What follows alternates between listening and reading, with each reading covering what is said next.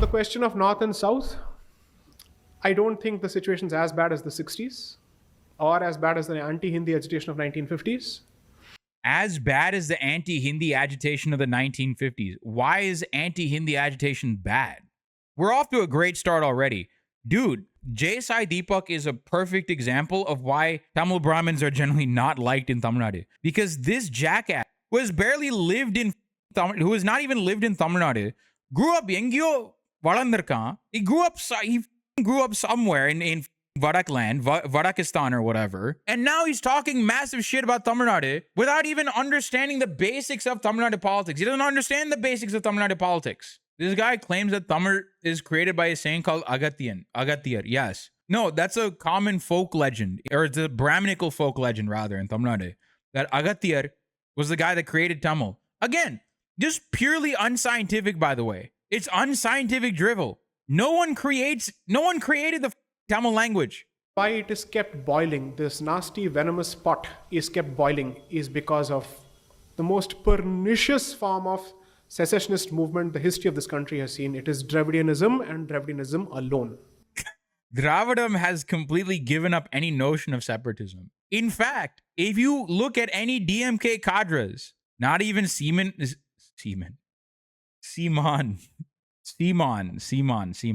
not even Seaman is in on this. It is not Sebastian Seaman. Kashmir militancy, because there the enemy is clear. Because there is support from across the border. Here there's someone sitting inside, enjoying funds from several other places, and he's doing this on a regular basis. What? The enemy is clear. Because there is support from across the border.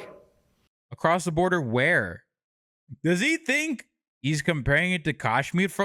But who are the Tamils getting support from? Pakistan. I don't think the Pakistani government knows what Tamil Nadu is. No, I'm just joking. Pakistanis probably know what Tamil Nadu is. And all, like, the way Pakistani nationalists treat Tamil Nadu is the way that Indian nationalists, Hindu nationalists treat Balochistan.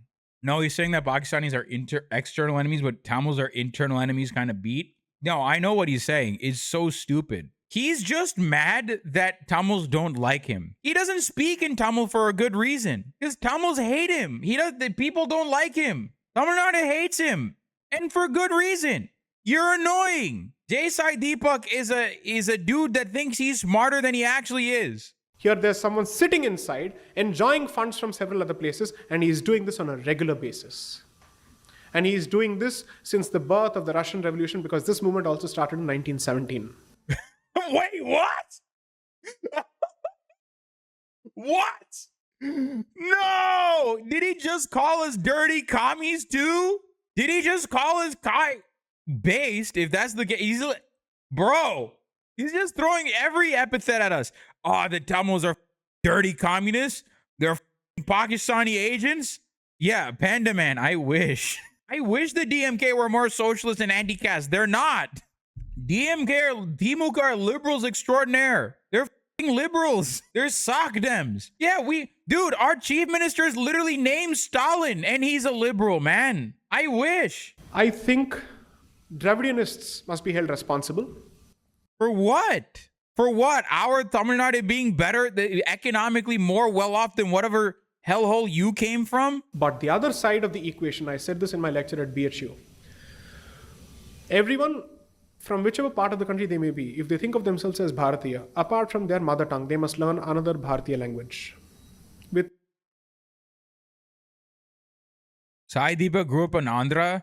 The name Bharatiya needs to be banned. I agree. We need to get one of Ambedkar's blunders was calling India, saying in the Constitution, India, that is Bharat. Biggest blunder. He should have never ceded any ground to the Sanghis. I feel like it was a mistake on his part. I understand where Ambedkar is coming from. He saw Hindi as this anti-colonial language. So he's like, okay, let's use Hindi as this, unifying language or whatever, as a vehicle for unifying anti-colonial India. But he also supported three-language formula. Yeah, also huge blunder from him. I think it was a huge mistake on his part. He saw Hindi in the same way that Indonesia saw, Bahasa Melayu, or what is now Bahasa Indonesia, right? They saw Bahasa Indonesia as a unifying language, right? As a unifying anti-imperialist language. But the problem is that's Hindi was a language artificially constructed by the Brit. It was a literary standard, rather, artificially constructed by Brahmins and the British. So that is already an inherently problematic language to begin with. So that's why Hindi is not a great language. Let's put it that way. Hindi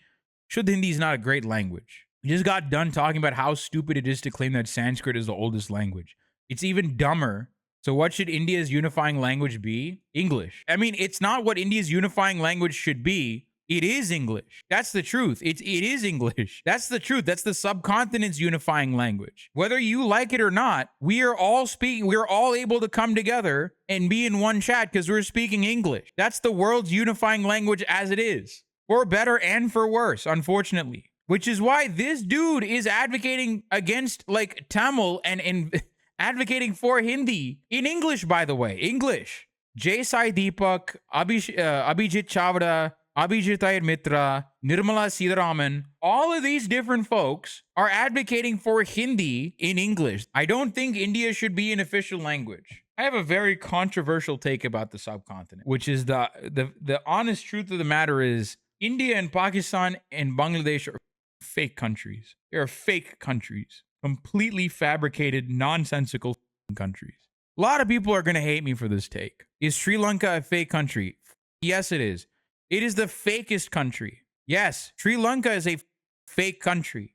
Sri Lanka is a bullshit country. Welcome to my TED Talk. Sri Lanka didn't exist before 1948. What about Anuradhapura? Sri Lanka has a history, right? What about Polonnaruwa? Because Anuradhapura existed and Polonnaruwa Kingdom existed, that means the modern concept of Sri Lanka existed. Is that your argument? No, that's not how that works. India didn't exist as one unified concept because the Mauryan Empire existed. That's not how that works. Nation states are nationalism and nation states only started existing in like the 1800s. The modern concepts of the nation state of Sri Lanka, the nation state of India, the nation state of Pakistan, they didn't exist until 1800s. Also, watch my documentary on Elam. Someone ping Grief-Stricken Winds right here. So Elam is a fake country then. Elam is a response to the desire for an independent country called Elam with a legal constitution is a defense against genocide. It has significantly more legitimacy than a genocidal nation state, a genocidal nationalist fake country like Sri Lanka. Elam has much more legitimacy as a response to genocide. At least the concept of Elam being a separate country has more legitimacy than this thing called Sri Lanka. Anti-imperialist nationalism is very different, exactly. Nationalism that is a result of defense against genocide is very different. Now, if Elam were to become a real country, right, tomorrow, and obviously it becomes very reactionary without any real socialist organization, then yeah, it's also a fake bourgeois country. Yes.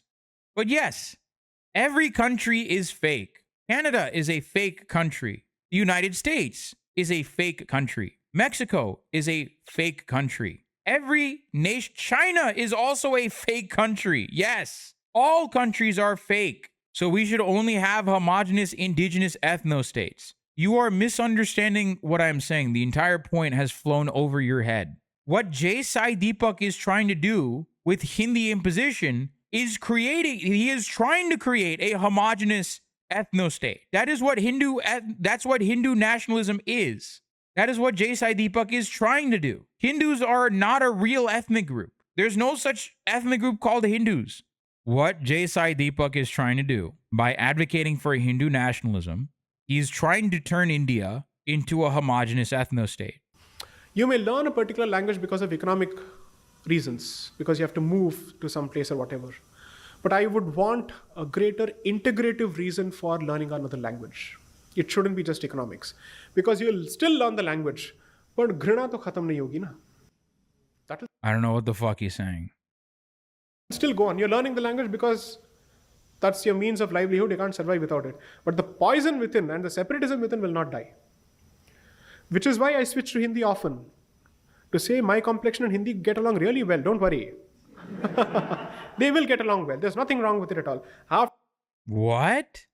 complexion and Hindi get along really well. Don't worry.